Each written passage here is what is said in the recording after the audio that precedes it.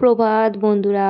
তো welcome to my YouTube channel. আমি শ্রাবণী। তো তোমরা সবাই কেমন আছো এই শীতে? আমি তো বেশ আছি, আবার নাও আছি, কারণ এতই ঠান্ডা লাগছে কি বলবে। তো এদিকে সকালবেলায় আমার বর দেখো আগুন করে আগুন পোয়াচ্ছে, আর আমি চা বানিয়ে দেখো ওকে দিয়ে গেলাম, আমরাও এবার খেয়ে নেব। আর এখানে হচ্ছে জবা ফুল গাছটায় দেখো ফুল ফুটেছে কত। বাপি আজকে এখনো পর্যন্ত তোলেনি, কিন্তু এবার হচ্ছে তুলে নেবে ফুলগুলো। আসলাম, এখন বাজে 10টা 10। আমার বরকে টিফিন তুলে দিয়ে আসলাম, এখনো খাচ্ছে। তার সাথে বিছানাটা গুছিয়ে ছাদে আমাকে জামা কাপড়টা মিলে দিয়ে আসতে হবে, মিলে দিয়ে এসে হচ্ছে তারপরে ভাত গুছিয়ে দেবো টিফিনটা, কারণ 10:30টার মধ্যে আবার বেরিয়ে পড়বে, সেই জন্য নিয়ে নাও। রান্নাঘরে চলে এসেই প্রথমে আটা মেখে নিলাম, ছেলেকে আজকে ব্রেকফাস্টে রুটি বানিয়ে দেবো। আর এবার থেকে হচ্ছে ছেলে খাওয়া দাওয়ার একটু রুটিনটা চেঞ্জ করব। আগে হচ্ছে রুটি খেত না, এই টিফিন টাইমে ছাতু খাওয়াতাম, কিন্তু এবার থেকে ভেবেছি ওকে রুটি বানিয়ে দেবো এই টিফিনে, সেই জন্য দেখো আজকে থেকেই রুটি বানাচ্ছি। আস্তে আস্তে বড় হয়ে যাচ্ছে, খাওয়া দাওয়াও একটু পরিবর্তন করা দরকার, কারণ আমার ছেলে না কিছু জিনিস হাতে তুলে খায় না। ওকে যতটুকুনি খাইয়ে দেওয়া হয় ততটুকুনি খায়। আর 5 বছর হয়ে গেছে, তো তবু কিন্তু ওর নিজে থেকে খাওয়ার এনার্জি একটা থাকে না, জানো তো। সেই জন্য কিন্তু ওকে খাওয়াই দিলেই তবেই খায়। তো এবার থেকে খাইয়ে দিতেই হবে। তো দেখো এখন এদিকে রুটিটা করে নেওয়ার পর হচ্ছে লাস্টে একটু বাটার দিয়ে হচ্ছে এদিক ওদিক ভেজে নেবো, তাহলে একটু টেস্ট লাগবে, খেয়ে নেবে সেই জন্য।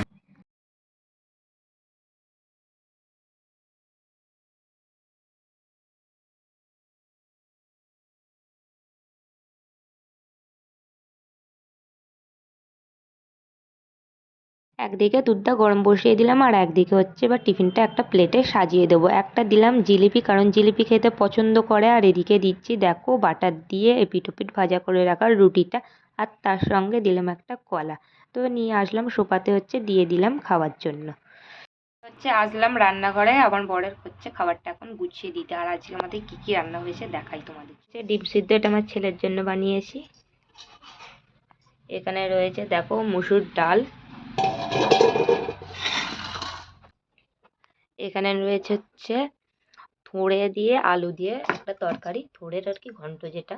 আর এখানে রয়েছে দেখো তেলচাপটি মাছের ঝাল হয়েছে বেগুন পেঁয়াজ দিয়ে।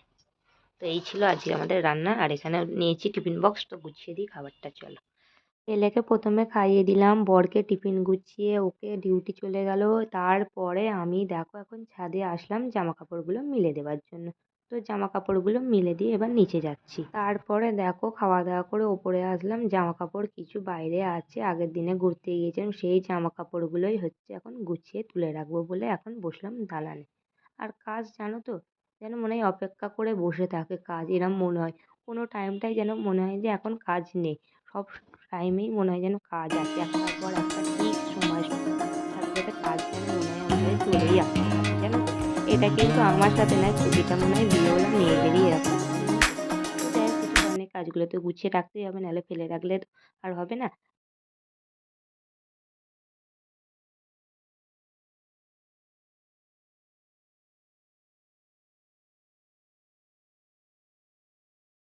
ছেলের কাল হচ্ছে লাস্ট পরীক্ষা, কালকে অঙ্ক পরীক্ষা আছে। এই মাত্রই আমি ওকে পড়িয়ে উঠলাম, আর এখন নিচে গেছে, গিয়ে ভাত খাওয়াতে হবে। আর আমি হচ্ছে তার আগে হচ্ছে ব্যাগটা প্রথমে গুছিয়ে নিচ্ছিলাম।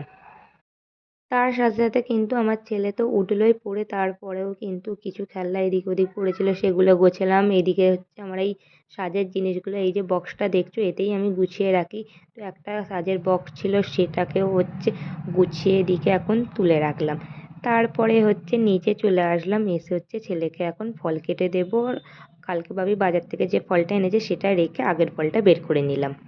মা আমড়ার চাটনি বানিয়েছিল সকালে। তো দেখো এখন ভাত খেয়ে উঠে আমি এদিকে আগে চাটনিটা হচ্ছে দুটো বাটিতে নিয়ে নিচ্ছি, আর তার সাথে নেব হচ্ছে পাঁপড় ভাজা। চাটনির সাথে পাঁপড় ভাজা না হলে যেন ঠিক জমে না, জানো তো। পাঁপড়ের সাথে চাটনি খেতে খুব ভালো লাগে, আমাদের তো খুবই ভালো লাগে। তারপরে হচ্ছে এদিকে এবারে লেবুটা প্রথমে সরু সরু করে একটু কেটে দেবো, যাতে আমার ছেলের খেতে সুবিধে হয়। আর এই লেবুটা না একটু শুকিয়ে গেছে, কারণ কি বলো তো, আগে হচ্ছে কমলা লেবু ছিল, আর আমার ছেলে এই লেবুটা খেতেই চাইছিল না। কালকে কমলা লেবুটা শেষ হয়ে গেছে, আজকে সেই জন্য এই লেবুটা কেটে দিচ্ছি, খেয়ে নেবে তাহলে। লেবুটা কেটে দেখা গেল প্লেটে সাজিয়ে আমার ছেলের হাতে দিলাম, আর তার সঙ্গে নিল একটা জলের বোতল, এটা নিয়ে যাচ্ছে হচ্ছে ছাদে।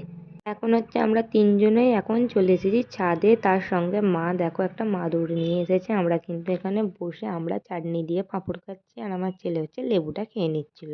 আর মা কিন্তু শীতের সময় এই ছাদেতেই কিন্তু বিছানা নিয়ে এসে ওই মাদুর নিয়ে এসে ওপরেই ঘুমায়, জানো তো। ঘুমায় বলতে একটু শোয় বা ওপরেই থাকে। আর এই শীতের সময় কিন্তু ছাদে বসে চাটনি খেতে বা বসে গল্প করতে কিন্তু খুব ভালো লাগে, জানো তো।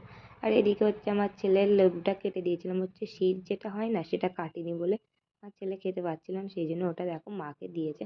মা হচ্ছে প্রথমে ওপর থেকে ছালগুলো তুলে নিচ্ছিল যাতে আমার ছেলের একটু খেতে সুবিধা হয়, সেই জন্য।